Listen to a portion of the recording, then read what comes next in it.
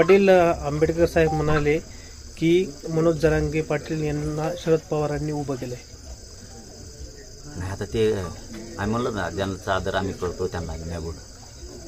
बरं, पण त्यांनी आमची हाक ऐकली पाहिजे. आम्ही हाक मारतोय ना, जी हाक आहे भावनेची हाक म्हणतो आम्ही त्यांना. ते भावना अशी आहे की ते एक महामानवांचे वंशज आणि सर्वसामान्याचे लीडर आहेत असं शिकाय त्यांना. आणि सामान्याची भावना अशी गोरगरीब मराठ्यांची, गोरगरीब धनगरांची, गोरगरीब दलितांची, वंचितांची, लिंगायत, बाराबोलीदार, मुस्लिम, हे सगळ्याच गोरगरिबांना असं वाटतं की एवढी संधी आली राजकारण पायाखाली चेंगरायची, ते दाबायच्या पायाखाली. सगळ्यांनी एका बाजूला राहिलं पाहिजे. जे गरिबांचे नेते आहेत त्यांनी एका बाजूला राहिलं पाहिजे असं सामान्याचं म्हणणं आहे.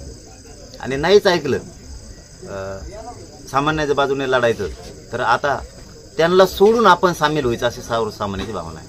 म्हणून आम्ही सकाळपासून त्यांच्याकडे एक भावना पोहोचवतो. ती काय भावना त्यांच्यापर्यंत जाय नाही वाटते.